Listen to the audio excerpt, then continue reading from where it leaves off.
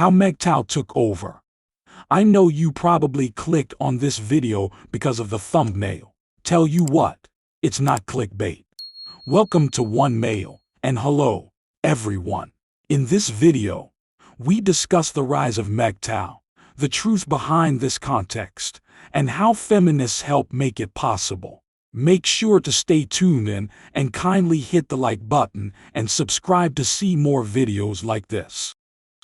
I'm not sure if you're familiar with this casual bachelor. Still, he recently released a video called Secret Service that exposes the significant threat of going your way. He was careful not to use the M.G.T.O.W acronym so his video didn't get demonetized or throttled. However, he was reviewing a supposedly anti-MGTOW video in which he stated that terrorists were on the rise. So I did a little more research and discovered a YouTube channel by someone named Claire Harris. Claire Harris is a triggered snowflake who has spent the last 6 months gathering anti-MGTOW and Manosphere videos from supposedly credible news sources and then attempting to raise awareness of the threats for her M.G.T.O.W. Terrorism is on the rise video. She was repackaging an insulting video and claiming it was about men going their way so that people in positions of power could see it and respond appropriately on their platforms. Claire, if that's her real name, is from Canada. She wears a small white maple leaf surrounded by a rainbow LGBT elemental flag. She appears to be a lesbian feminist in her videos. She also shared a video from CBS News about the Secret Service warning about incel threats, which are real. There hasn't been any significant tensile violence since the yoga studio incident in 2018. So the Secret Service is either aware of some imminent threat or making things up. I guess that they're seeing it to appear relevant and to appear to be doing something. Even Fox News in Houston is talking about it. My only experience with the Secret Service was about 10 years ago when I was in Washington, D.C. for a wedding. The DJ was a black man carrying records in a typical milk crate-style container. And he was suddenly tackled by the Secret Service. Obama wasn't even in the White House or town at the time, so I'm not sure what happened. But, again, it was most likely an attempt to stay busy and relevant even when there was no actual danger. Also, the idea that M.G.T.O.W is on the rise is both right and wrong. The use of the acronym has been declining for nearly 4 years, but the idea is spreading, and they can't stop it because the majority of the Manosphere no longer uses terms like M.G.T.O.W and insult. There was an opportunity for feminists to debate and beat us, which we all know they couldn't do. So they took our ideas and spread them far and wide without the ability to stop them, which they did by effectively demonetizing us. But they can't do it against people like Better Bachelor, Think Before You Sleep, Taylor the Fiend, and casual bachelors, who don't even identify as M.G.T.O.W. So this term is emerging from the shadows, and it's entirely their fault. Anyway, back to censoring M.G.T.O.W, which has only made it a bigger clown world show. Stardust the Thinking Ape, for example, is now monetized. Do they drop the label and are now spreading the black pill philosophy? The term black pill has been replaced in a cell, and Bachelor has sometimes replaced M.G.T.O.W. I suspect that they'll try and blacklist those terms next if they're even on the radar screen anymore. Most hit pieces and use coverage are halted against the Manosphere because they must target each content creator. A recent example of this was TFM, which was attempting to get YouTube to police its content on Patreon, even though TFM no longer posts new content on YouTube except for reviews. Even if they kick him off Patreon and YouTube, he still has to subscribe to Star and other all-tech platforms to broadcast on, as well as crypto payments to keep himself financially afloat if necessary. At this point, his content is mainly posted on all tech, And even if the works manage to shut down subscribe stars, they can't stop crypto. He can create his wallet and watch the money pour in, even if they prevent him from transferring his crypto to exchange and cashing out in his name. He can also use local cryptoscam to get cash since people are willing to trade cash for it there. I'm not telling him to do that. I'm just saying it's an option. Claire is trying to make it seem like MGTOW is growing. But how is anyone supposed to know? It's just ideas without a label.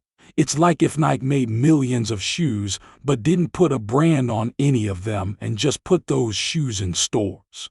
Then, when they put them out, everyone would know they were Nike shoes, but critics wouldn't say we need to ban Nike shoes because they aren't labeled. Plus, imagine if Adidas, Reebok, Puma, and other companies started taking their labels off too. You couldn't say we need to ban all shoes, could you? People would tell us, you're nuts. We can't do that. Reebok, Adidas, and Puma are like the incels and MRAs. Even pickup dating coach sites have started to say that they aren't about pickup, but are just dating advice sites. You can't really look for dating advice, that would be crazy. So the Manosphere keeps growing. And if the radical left uses any term, it could be the Manosphere to go after us. But 99.9% of the people who make manuscript content don't even say they're part of the Manosphere. The leftist feminist fools shot themselves in the foot when they used the acronym MGTOW to make money from YouTube because now they can't say where they want the mainstream media to go. After black pill channels like Weed Waffles get around 100,000 views per video, I think new channels in the Manosphere grow for about 6 months to a year before they are found and eventually shut down. At that point, the content creator either starts a new page or another content creator pops up to take his place. MGTOW is always going up and down, and there's nothing they can do about it. In December, Facebook had 21.2 billion visitors, but in January, it had dropped to 18.8 billion. It's most likely dropped even more. Since then, I suspect YouTube will lose traffic as well, as it appears to be doing now, with 35.6 billion visits in November 2021 and only 32.1 billion in January 2022. If things get bad enough, they'll start remonetizing hateful content in the interests of shareholders because they'll need to keep the profits coming in. Rumble, on the other hand, has seen its audience grow in recent months, as has TikTok. I remember back when eBay screwed over a bunch of sellers, so they all decided to go on strike at the same time one day.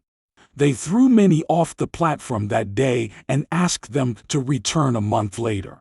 I believe that one day YouTube will monetize this channel again. After all, they will have more ads and less space to fill with those ads because fewer people are incentivized to create content.